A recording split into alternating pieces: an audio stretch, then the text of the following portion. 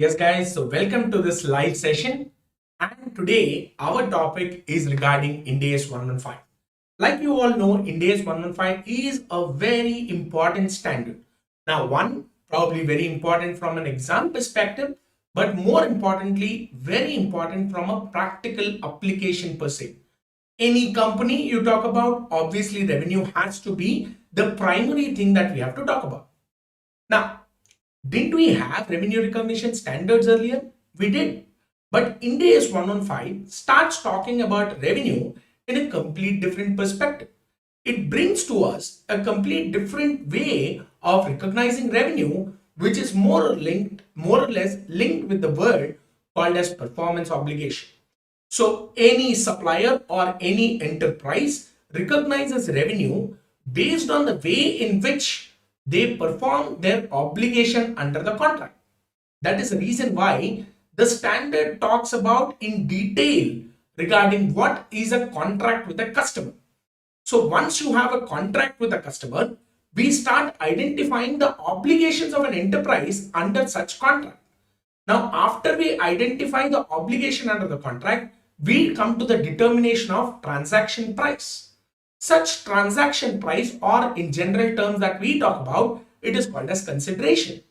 So that consideration or the transaction price is allocated to the various performance obligations under the contract. And revenue is recognized by the enterprise as the entity performs its obligations or when the entity performs its obligations. Now, both are quite different. I think in days 115, we should have an understanding before we enter into this concept of license of intellectual properties. Now, license of intellectual properties is probably the most prevalent concept today, right? So, if you look at the most entertaining concept today is no longer the cinema halls. The most entertaining part today is the OTT. Few movies which directly come on OTT, or few people who are very lazy like me who will wait for the movie to get released on any OTT platform. And we don't have subscriptions to one OTT platform, right? We take the license of Z5, Amazon Prime, Netflix, your Hotstar. You talk about anything, we have a subscription for that today. Now, that is probably because the COVID situation has prompted us to take it. But even now, even after the COVID has gone down, even after the movie halls have started, we still believe in entertainment through OTT platform by and large. So there is a significant upward trend in the subscribers and licenses which are being bought on an annual basis, or a few on a monthly basis, or a few on a quarterly basis. Now, whenever we are talking about such kind of licenses which are under subscription model, that is where the revenue recognition concept becomes very important. Because I am talking about recognition of revenue towards the licenses or towards the subscription charges which we pay to the enterprise. Now, that enterprise could be Amazon Prime, could be Netflix, could be anyone else.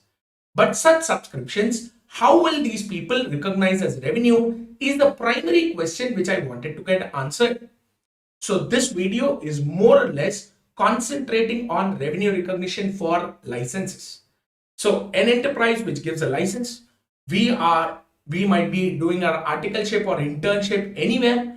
You might be exposed to accounting softwares like QuickBooks, Tally, SAP, any other ERP package, cloud-based ERP, non-cloud-based ERP, multiple accounting packages which run on subscription model. Tally Gold license for 1 year, right?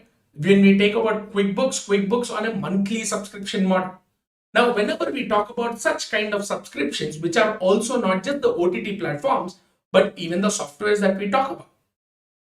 We use multiple softwares like ClearTax, very famous software, which recently has been used by almost all the chartered accountants and all the other compliance professionals which are using this ClearTax platform. Now, it is on a subscription model. Now, this subscription model, when ClearTax recognizes revenue, when Tally recognizes revenue, when any other ERP recognizes revenue, how do they recognize revenue is the primary question. So let's try to get that question answered.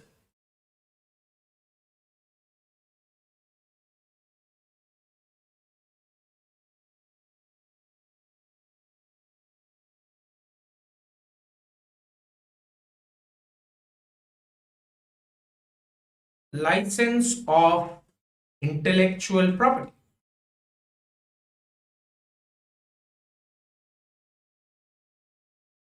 When we talk about this aspect of license of intellectual property, my revenue recognition is broadly categorized based on two aspects. What are the two aspects based on which the revenue recognition is dependent upon?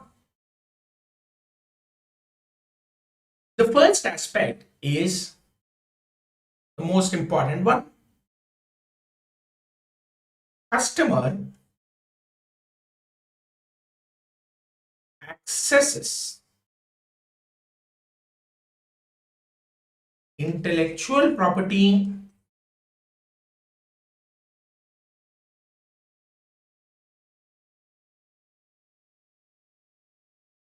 over the period of license.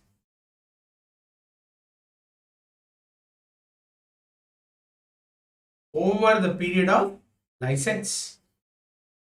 The second one, customer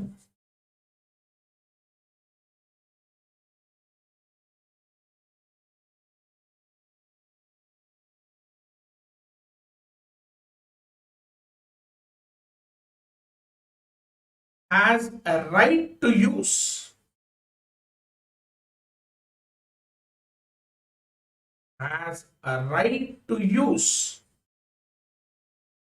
intellectual property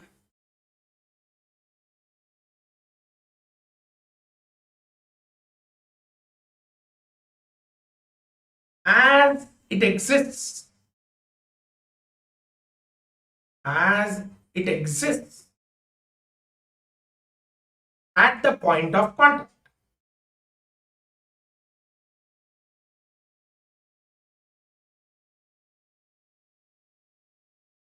Now, I've written two things. Now the question will be, how are both of them different? Right?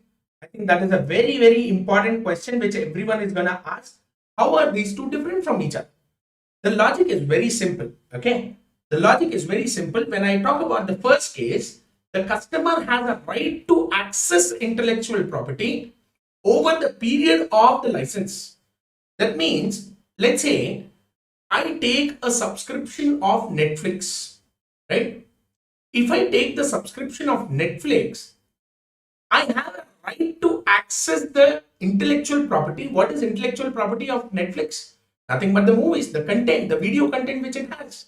So I have a right to access the videos or content which Netflix has on the date of subscription, and also any other video content which gets uploaded onto the Netflix platform throughout the period of license. That means if my license is 1 year, then I have a right to access not just the video content which is already existing on the day when I have taken the subscription, but also I have a right to access such kind of content which gets uploaded on Netflix platform throughout this period of 1 year, right? So that is where we say the customer has an access to intellectual property over the period of the license. So over the period of the contract, the customer has a right to access that intellectual property. It is necessary for Netflix to keep on uploading new content so that the performance obligation is satisfied. So I can say here in this circumstance,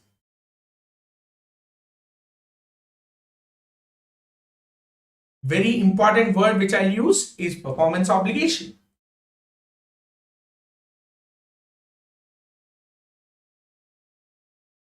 Performance obligation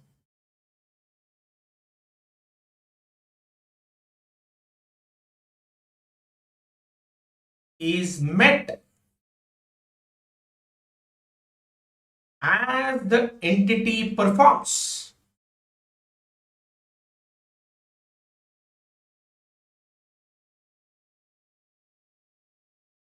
Over the period of contract.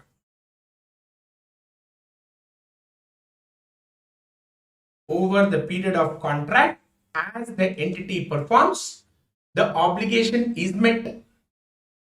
That means throughout the period of license, Netflix is required to keep on uploading fresh content so that the user takes the benefit of the subscription which I paid.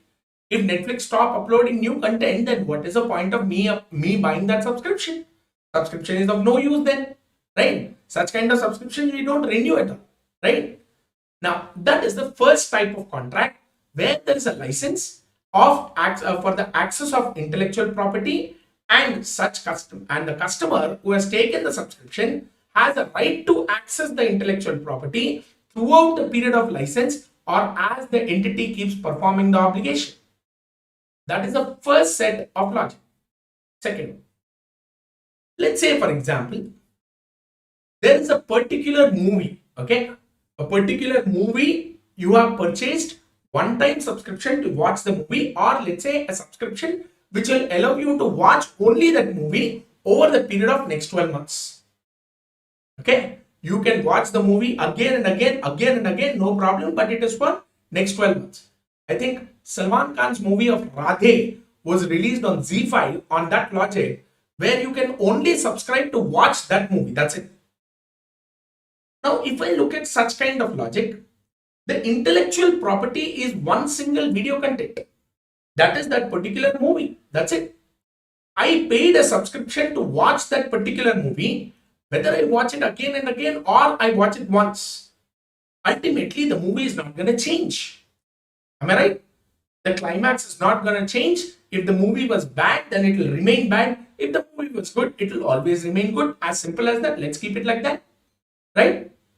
So, in that particular circumstance, when I'm talking about a movie right, which you are buying to basically watch the content, then in such circumstances where that video content is continuing to play and that it is basically the same video content which will play again and again, you do not have an access to any other new content, then I would say the customer has a right to use the intellectual property as it exists on the date of the contract.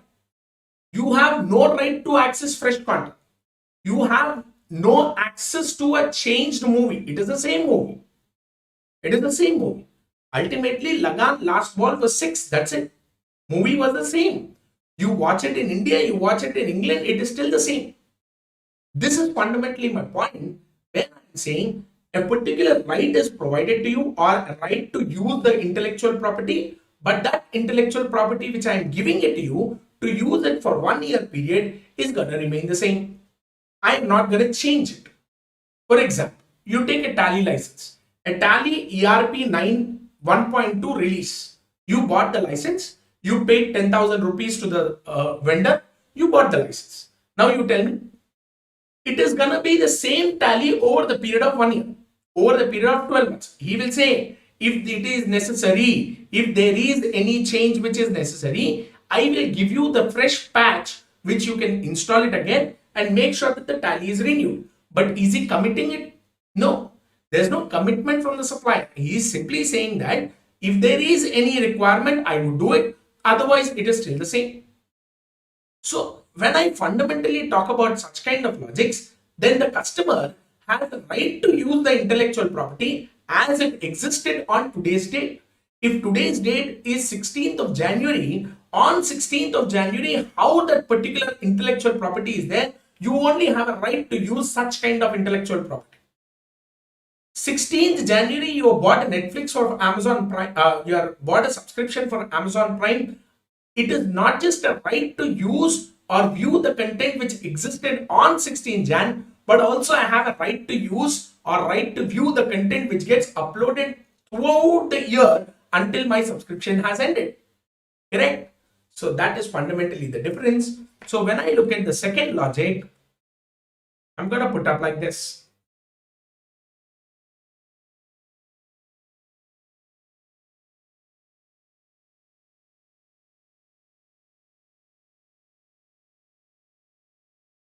Performance obligation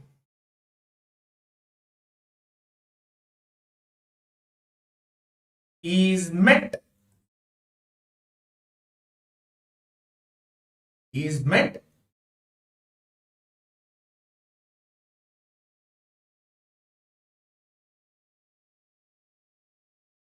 when the license is granted may not be on the same date of signing of the contract. It could be any other future date as well. But on the day on which the license is granted, my performance obligation is met. I don't have to upload any fresh content, or any new content is not necessary for me to upload.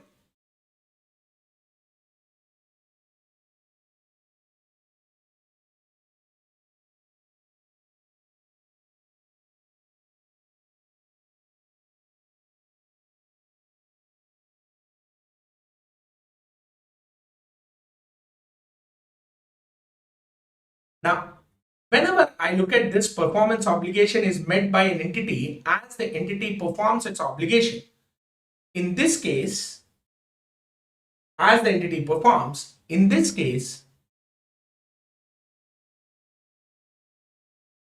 revenue recognition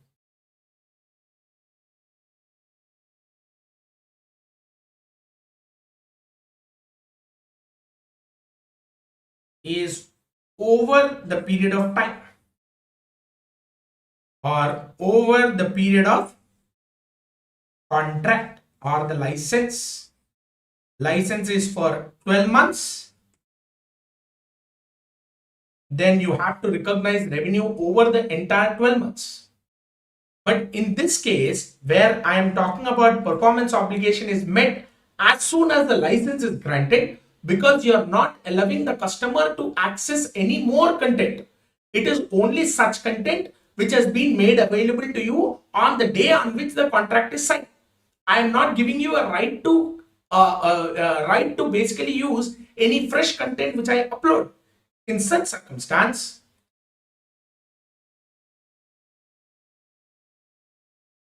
revenue recognition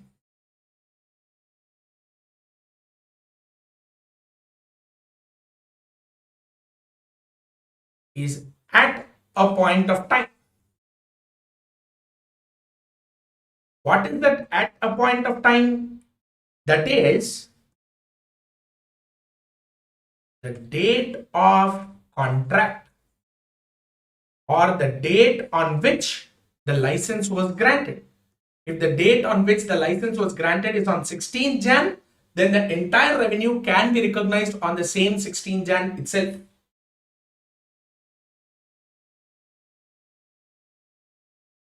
So just having a look at what we have discussed so far. So recognition of revenue at a point of time, over a period of time. We have seen both. This is ultimately your step 5 of IND AS 115.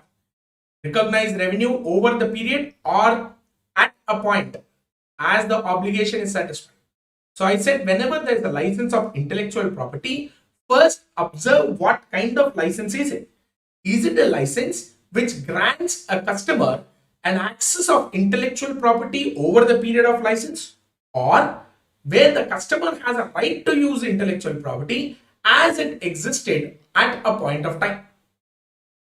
If it is the first case, where the customer has a right to access the property, intellectual property, throughout the period of the license, then the entity's performance obligation is met only when the entity performs its contract throughout the period of the contract.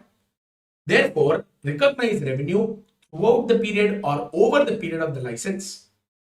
But when I talk about the customer having a right to use intellectual property as it existed, then the obligation is completed, or performance obligation is met by the supplier or by the enterprise when the license is granted. So recognize revenue at a point of time, that is the date on which the contract was granted. This is fundamentally the discussion that goes into license of intellectual properties and the recognition of revenue regarding such kind of concepts. Now, this is fundamentally what is given by your ICAI. Have a look at it.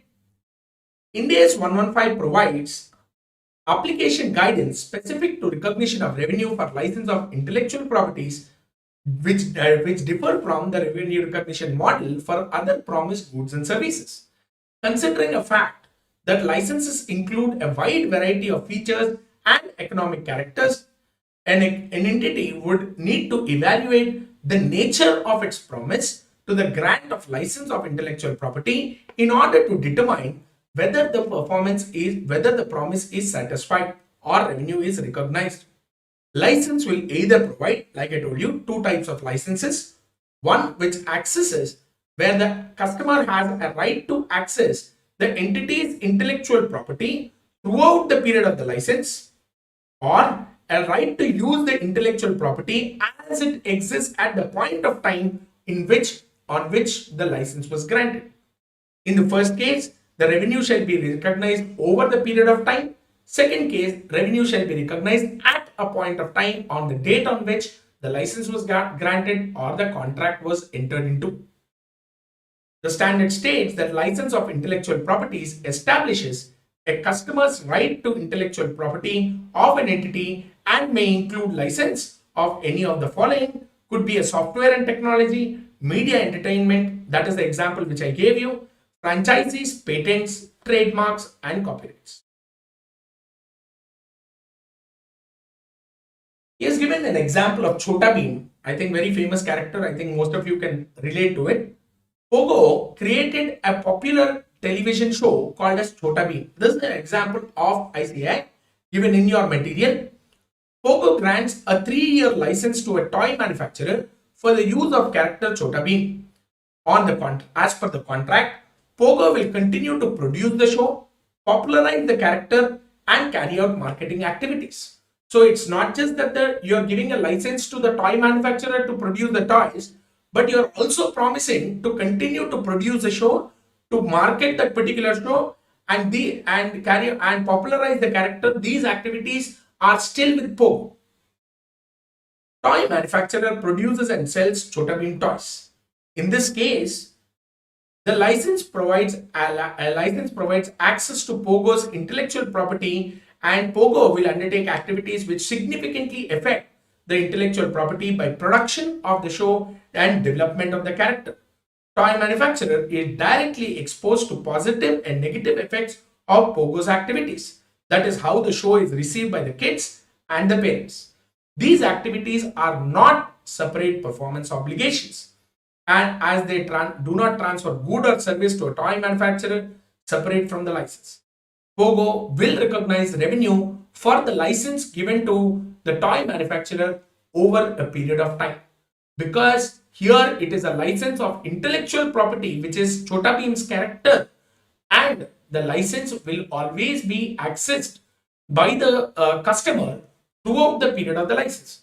The character becomes more popular, then the manufacturer of the toy will basically get more benefit. As simple as that. So his risk and rewards are directly interrelated to how Pogo basically takes up the production of the show and building the character of Chota Bheem throughout the period of the license. Therefore, recognition of revenue by Pogo for the license of intellectual property should be over a period of time, since its performance obligation is met throughout the period of the contract. Clear? In contrast, the license rights represents a right to use the intellectual property as it exists at a specific point of time, and the customer gains control over the intellectual property at the beginning of the period for which it has a right to use the intellectual property. The timing may differ when the license is granted. So that means he's saying if this is not the situation, that means Pogo need not produce any more shows. Pogo need not market the show, need not popularize the character anymore. It will be completely the toy manufacturer's responsibility. In such case, Pogo's license will be considered as a license of intellectual property as it existed at the point of the contract. In such case, Pogo can recognize revenue at a point of time when the intellectual property access of intellectual property is granted to the toy manufacturer. But that is not what he said. The example differed. So therefore, I will recognize revenue for Pogo only over the period of contract. Now, apart from this is an example. There are further more illustrations which are provided in your ICAI study material, and also in my material in your module 4 in page number 16. You have this. Please make sure that you go through all the illustrations to have a better understanding of this particular concept, recognition of revenue for license of intellectual properties.